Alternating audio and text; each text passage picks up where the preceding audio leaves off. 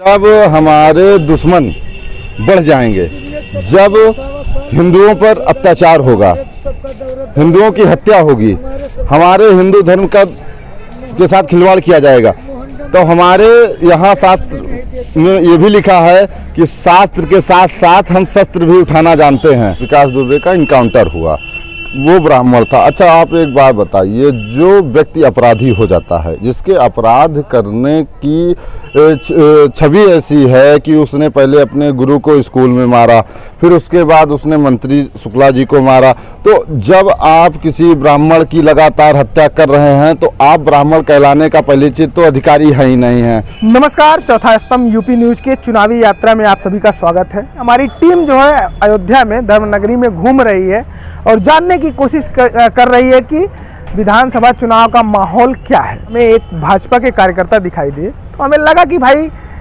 Booth level का काम करते हैं और कार्यकर्ता हैं तो ये कुछ अलग ही बताएंगे, तो इनसे भी बात किया जाए। ये क्या नाम होगा और कौन सा पद है आपका? अभिषेक पांडे, मैं भारतीय जनता युवा मोर्चा का मंडल उपाध्यक्ष हूँ देवकाली से। अभिषेक जी, क्या माहौल है अयोध्या का? माहौल अयोध्या में तो हमारी 5 सीट भारतीय जनता पार्टी जरूर विजयी होगी, और भारतीय जनता पार्टी ने जिस तरह से 5 साल में योगी जी ने जो काम किया है, आप सभी चौथा स्तंभ है मीडिया का, आप सभी बखूबी ये जानते हैं कि 2012 से 17 की जो सरकार रही है अखिलेश यादव की सरकार में सिर्फ गुंडाराज, ज़मीनों पे कब्जा, भ्रष्टाचार, आतंकवाद जैसे तमाम ऐसे किस्से हुए 5 सालों में। आपको ज्ञात मैं कराऊं, जिस मंदिर पर आप खड़े हैं, 2012 में अखिलेश यादव की ही सरकार में माता देवकाली जी की मूर्ति गायब हुई। उसके लिए तमाम अनशन हुए। उस समय माननीय योगी जी गोरखपुर के सांसद हुआ करते थे। वो गोरखपुर से चलकर देवकाली मंदिर पर आए और कमिश्नर को बुला करके ये आश्वासन दिया कि 3 दिन के अंदर यदि मूर्ति नहीं मिलती है तो हम बड़ा आंदोलन करेंगे। तो ये सारी घटनाएं हुई। अयोध्या में कर्फ्यू लगा 2012 में। अगर योगी जी इतना अच्छा ही काम किए हैं तो फिर अयोध्या से टिकट क्यों नहीं मिला, क्यों गोरखपुर चले गए? देखिए, ये पार्टी नेतृत्व अपना काम करती है, और जैसे कि हमारी भारतीय जनता पार्टी कोई परिवारवाद की पार्टी नहीं है कि जो जहां से चाहेगा उसको टिकट दिया जाएगा। भारतीय जनता पार्टी एक नेतृत्व की पार्टी है, इसमें सारी चीज़ें सामंजस्य बैठा करके ही होता है। लेकिन विपक्ष कहता है कि योगी जी को घर भेज दिया गया है भाजपा नेतृत्व के द्वारा ही, अभी मुख्यमंत्री चेहरा भी उनको आगे नहीं किया गया। अखिलेश जी थक चुके हैं। इसी अयोध्या विधानसभा में आपको ज्ञात होगा 27 तारीख को वोटिंग है, और कल उन्होंने अयोध्या की 2 विधानसभा बीकापुर और बीकापुर और रुदौली का टिकट कंफर्म किया। तो आप समझ सकते हैं कि अखिलेश यादव जी को हमारे विधायक रामचंद्र यादव और अमित सिंह चौहान के खिलाफ प्रत्याशी उतारने का समझ ही नहीं आ रहा था कि किसको उतारा जाए। तो ये बौखलाहट ये बता रही है विरोधियों को कि भारतीय जनता पार्टी फिर से सरकार बनाने जा रही है। अपराध गायब है इस शासनकाल में योगी के, लेकिन पुलिस का अपराध बढ़ गया, व्यापारियों की कई हत्याएं हुई।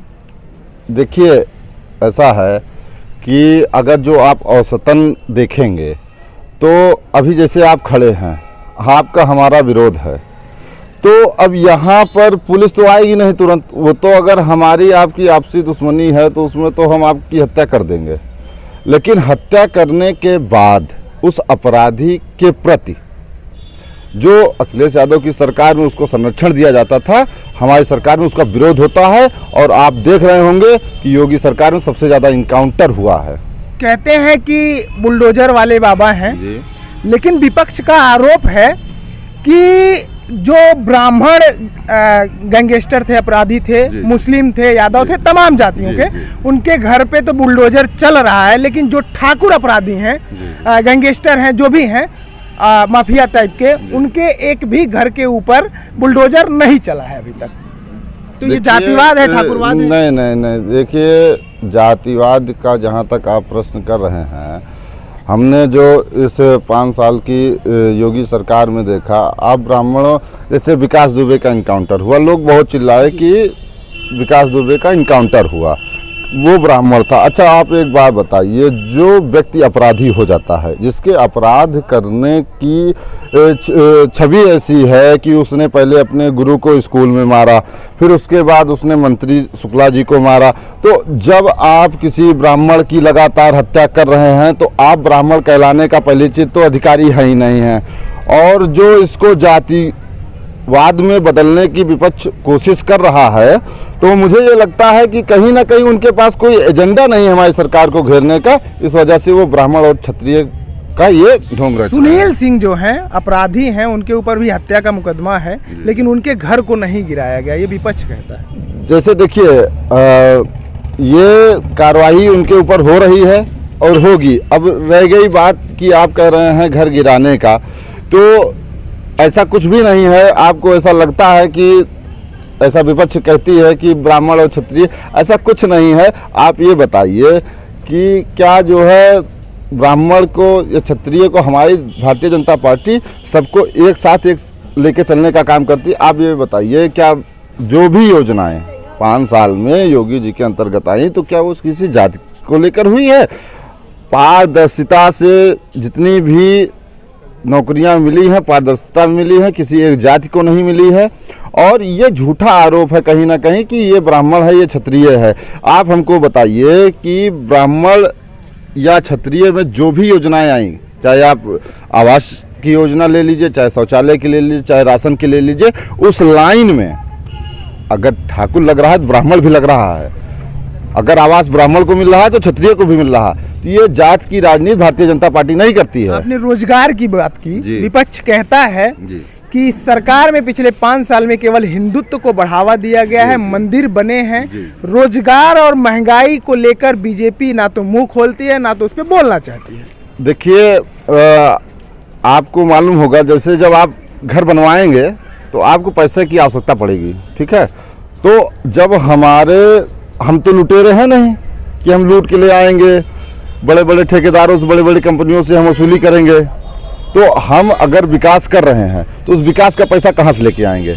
तो उसके लिए थोड़ी बहुत अगर बढ़ती है तो बढ़ती रहे। और मैं आपको बताऊं, जब नरेंद्र भाई मोदी जी 2014 में प्रधानमंत्री बने तो उन्होंने सबसे पहले ये काम किया कि उन्होंने एक आधार कार्ड बनाया जिससे एक आइडेंटिटी से सारा काम हो सके। उसके बाद उन्होंने जीएसटी लेके आया, तो उन्होंने जो ब्लैक मनी रखे हुए थे उनका नोटबंदी करके खत्म किया। लेकिन कहीं दिखाई नहीं दिया ब्लैक मनी खत्म होना, क्योंकि मेन इसका मकसद ये था कि जम्मू कश्मीर जैसे क्षेत्रों में जो पैसों का इस्तेमाल आतंकवादी कर रहे थे वो कहीं भी रुका नहीं, पैसे आज भी पकड़े जा रहे हैं उतने ही, और वारदात भी हो रहे हैं। देखिए पत्रकार महोदय, मैं यही कहना चाहूँगा कि जैसा आप कह रहे हैं, मैंने विगत जब नोटबंदी का आया है ना, तो बहुतों के चेहरे पे हमने हंसी कई महीनों तक गायब देखी है। और उसका कारण सिर्फ यही इतना था कि उनके घर में ब्लैक मनी रखी हुई थी, और वो अपने परिवार के जितने भी सदस्य हुआ करते थे उन सब को लाइन में लगा करके रखते थे कि कहीं ना कहीं से हमारा पैसा सफ़ेद हो जाए, ठीक है? तो कहीं ना कहीं ये आप भी जानते हैं, ये आपसे छुपा नहीं है, नरेंद्र मोदी जी का जो भी। अच्छा एक बात आप बताइए, लोग कहते हैं कि उनके परिवार नहीं जानता है। संत से अच्छी सरकार किसी की हो नहीं सकती है। एक तरफ संत है, फिर दूसरी तरफ राजनीति में, तो इसको सत्ता का लालच कहा जाएगा ना, पावर का। जब हमारे दुश्मन बढ़ जाएंगे, जब हिंदुओं पर अत्याचार होगा, हिंदुओं की हत्या होगी, हमारे हिंदू धर्म के साथ खिलवाड़ किया जाएगा, तो हमारे यहाँ शास्त्र में ये भी लिखा है कि शास्त्र के साथ साथ हम शस्त्र भी उठाना जानते हैं। तो कहीं ना कहीं, और जो हमारे मुख्यमंत्री जी की बात है, सांसद जी की बात है, योगी जी कई बार सांसद रहे हैं गोरखपुर से, और आप सभी उनकी छवि जानते हैं, और इसके आगे मैं कुछ नहीं कहूँगा। किस मुद्दे पे लड़ेगी चुनाव? भाजपा अयोध्या में किस मुद्दे पर चुनाव लड़ेगी, तो मैं आपको एक बात बताऊं, हमारे पास आप देखिए, हमारे पास ऐसी बहुत सारी योजनाएं हैं। आप देखिए किसान के खाते में त्रैमासिक में 2000 रुपया खाते में आ रहा है। लॉकडाउन जैसी वैश्विक महामारी में हर महिलाओं के खाते में 500 रुपया माननीय योगी जी ने दिया। उसके बाद आप रहने के लिए उन्होंने घर दिया। कई महीनों से विगत फ्री राशन बांटने का काम हमारी सरकार कर रही है। उसके बाद आप शौचालय देख लीजिए।